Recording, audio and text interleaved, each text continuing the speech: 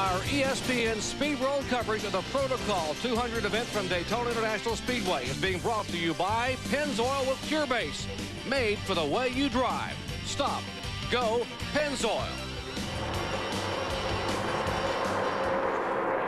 And from the Bud 1 airship, high above Daytona International Speedway, there's a look at the lead pack as they move by at about 186.5 miles an hour.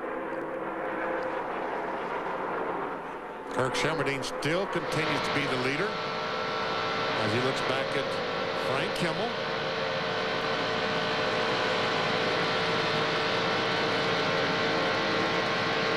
And as you can see, 0.2 of a second behind, just a couple of car lengths.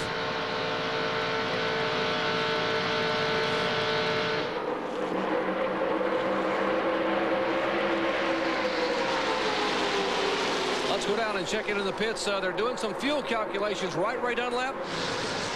Yeah, they sure are, Jerry. And most of the teams told me before the race they could go 50 laps. A few were afraid that they weren't going to be able to.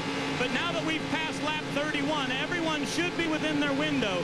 That means if the caution were to come out right now and they all came in for fuel, they could go to the distance of the race now, 80 laps. But how about a great job from Ronnie Hornaday there in the Lucas Oil car, number 97. When David Keith came up and gave him a bump draft there, Ronnie didn't know what was coming. Spotter said, "You got a car coming right up on you." He gave him that bump draft, and Ronnie said, "Man, that was cool." How about that? I bet that was cool, but it was a little exciting too, huh, Kyle? I bet it was a lot exciting if he didn't know it was coming. I'm going to tell you that, because he's probably never had that happen to him, because he's come out of some of the short track races, and that's what we talked about before this thing started. There's a lot of young guys here that are going to experience things today that they've never experienced before on any other racetrack. Speaking of young guys, how about these two guys you're looking at right here, Benny? Ronnie Hornaday, the Lucas Oil car, and beside him, Dave Steele, a 25-year-old driver out of the USAC sprint car ranks. Both these guys doing a terrific job for the first time here at the Daytona International Speedway. This time Steele just blows right on by Hornaday. And here comes the 22 car, Mike Swaim Jr., another young man. And all of a sudden, Ron Hornaday's car is slowing down. He's just not up to the same speed it was a moment ago as Lyndon Amick, the 99 car, trying to get by. But one thing that's happened is he's got caught in that lower lane, and he's having to pinch the car a little bit coming up out of the corner, and it's just not building up to speed like it is down the straightaways. And Lyndon and those guys ran a good draft and were able to draft onto the outside around them. There's a 99 car, Lyndon Amick. That car is owned by Ken Schrader. And Schrader has had cars go to victory lane here at Daytona with two different drivers. Driving in the ARCA race, had Mike Wallace win it, had Andy Hillenberg win it. Whoa, a little bit of bobble there. Well, Lyndon Amick, the former NASCAR Goodies Dash Series champion. It says started 7th, but that's not exactly right, because he's one of the drivers I told you had an engine change and had to go to the rear of the field, and is now working his way back up and is currently shown in 9th spot. And we are told officially they're going to have to retire the Kerry Earnhardt car, the MB&A Chevrolet. Dale Earnhardt a moment ago said they'd like to get the car back in. They had all the Pennzoil crew working on it. Well, they cannot get it back out, so Kerry Earnhardt will get a DNF in his very first ARCA start. Now we'll back away and show you the leaders. Kirk Shelmerdine, 41 years of age, former Winston Cup crew chief, having the time of his life. Won the pole here back in the middle of the week, so that was a huge thrill, but he's not sure he could contain his emotions if he won ever at Daytona, and that first win could come here today. Looking back at Frank Kimmel, car number 46.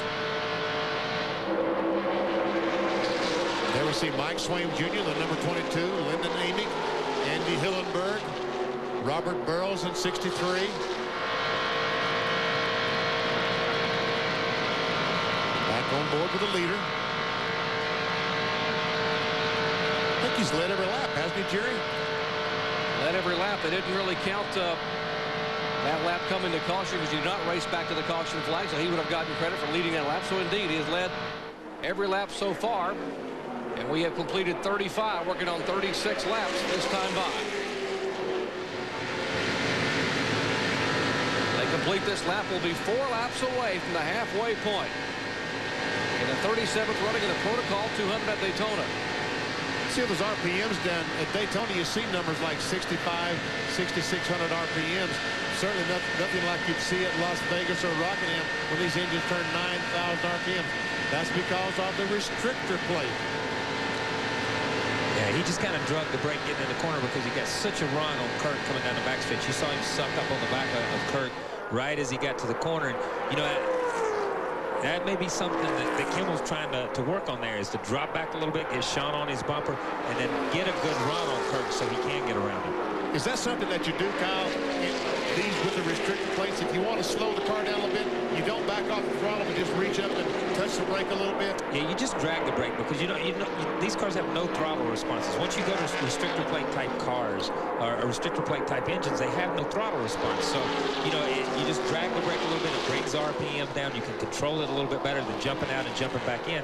And you see these guys have dropped back just a little bit. He and Sean have dropped back just a little bit, but he's able to get more of a run on him and use the draft a lot more effectively 15 or 20 car lengths away, or 5 or 10 car lengths away, than he is just 2 car lengths away. All right, as we heard, Kimmel backing up just a little bit, and that has put him closer to Sean or Robinson. And see if those two can hook up maybe and make a run on the leader.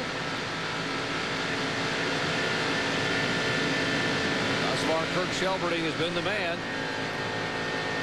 And there once again, you hear the engine never backing off the throttle, but we see the brake where he just reaches, as Kyle said, and just drags that brake a little bit.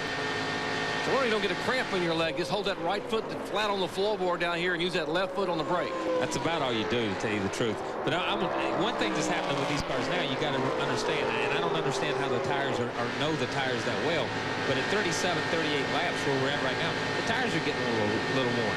So these cars may be bouncing around a little bit, may be jumping around, and it may just be a mental thing where he's dragging that brake just to make his heart feel a little bit better about this car.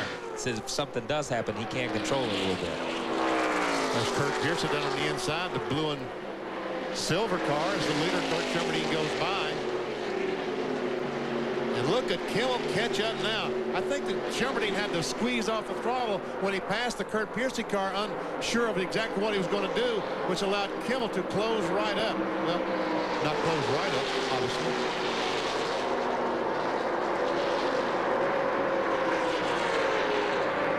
Trying to get a little bit of a draft. That's David Keith in the car number 95, driving for the Sadler brothers.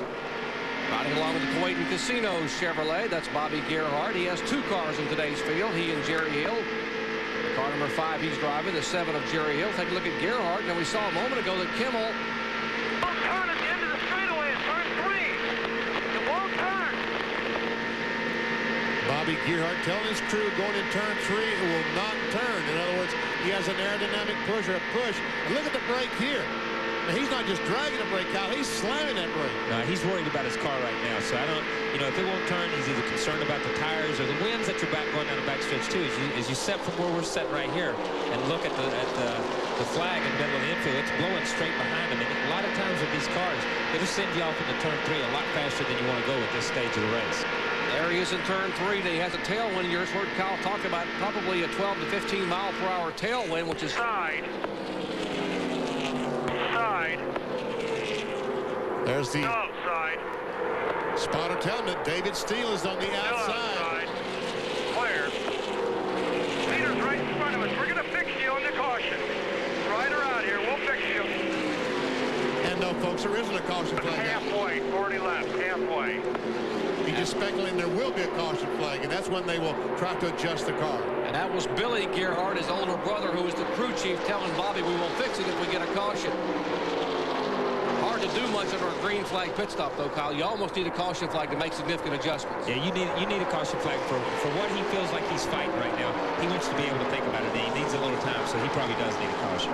While he is losing positions on the racetrack, Dave Steele has gone by. Danny Pardis is about to go by. And here's the guy they're chasing, Kirk Shelberding. Pit stop should be coming up very shortly, so we'll take a break and come back and cover the live pit stops from Daytona after this. Stay with us.